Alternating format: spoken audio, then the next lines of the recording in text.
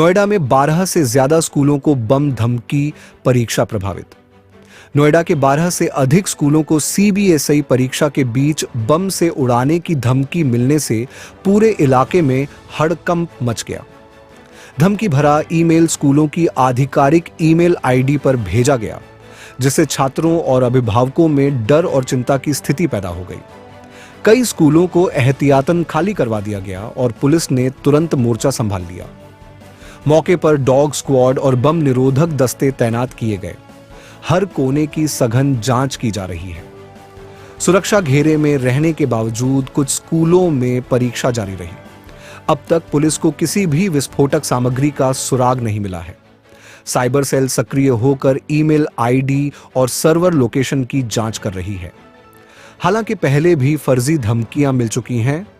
प्रशासन पूरी तरह अलर्ट है। अभिभावक स्कूलों के बाहर बड़ी संख्या में जमा रहे और बच्चों की सुरक्षा को लेकर चिंता व्यक्त की। नोएडा पुलिस ने संदिग्ध गतिविधियों पर कड़ी निगरानी रखी और धमकी देने वाले की तलाश तेज कर दी है। तकनीकी जांच में जुटी टीमें हर पहलू की पड़ताल कर रही हैं।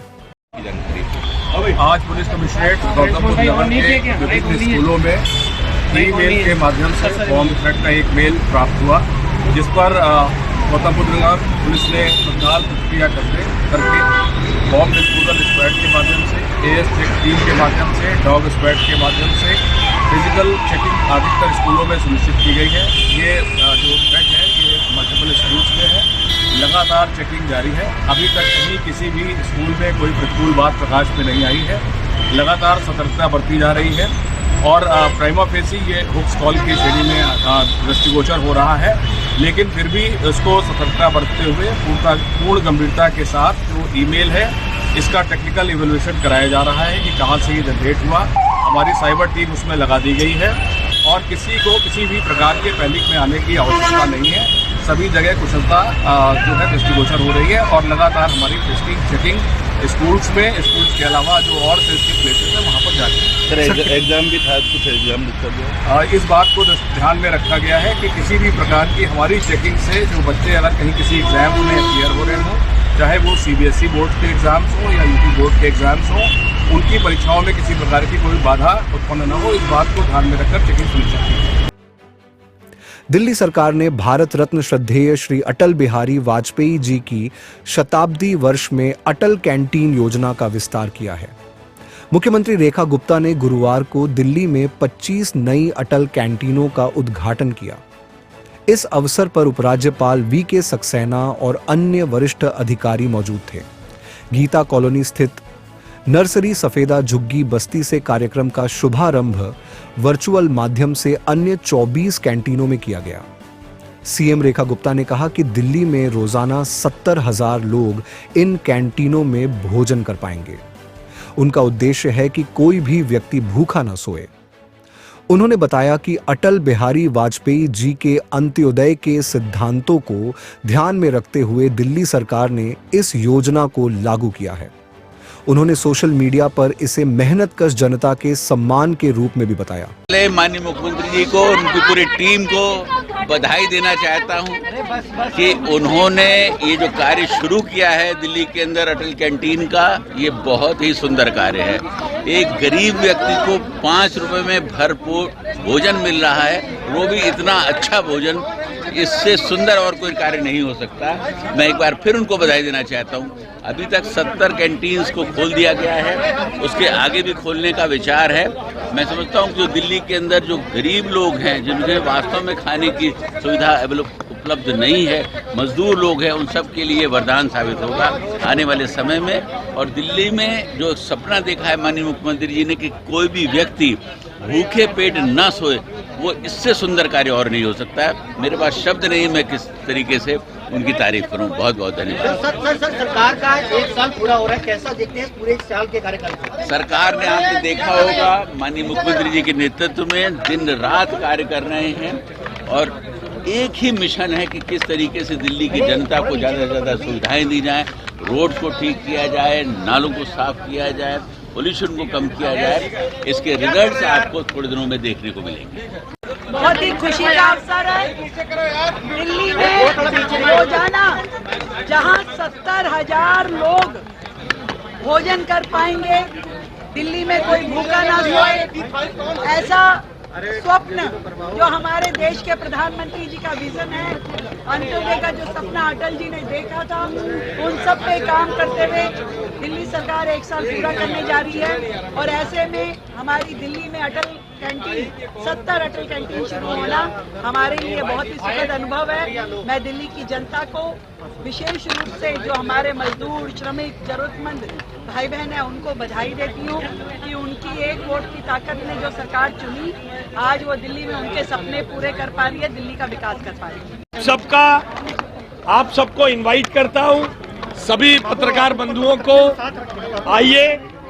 आइए मुख्यमंत्री जी द्वारा, एलजी साहब द्वारा आज जो 70वीं कैंटीन का उद्घाटन किया गया, इसमें भोजन करें।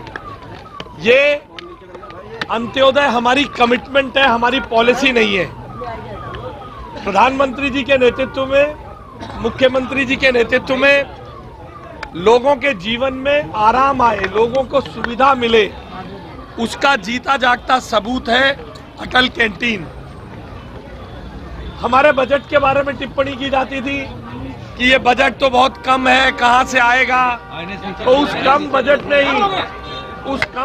में लगभग 14 लाख लोगों को आज सुबह तक भोजन करवा दिया है, और इसमें 25 और जुड़ने के बाद प्रोरेटा आप जोड़िए, प्रतिदिन लगभग 50 से 70 हजार लोग भोजन करेंगे।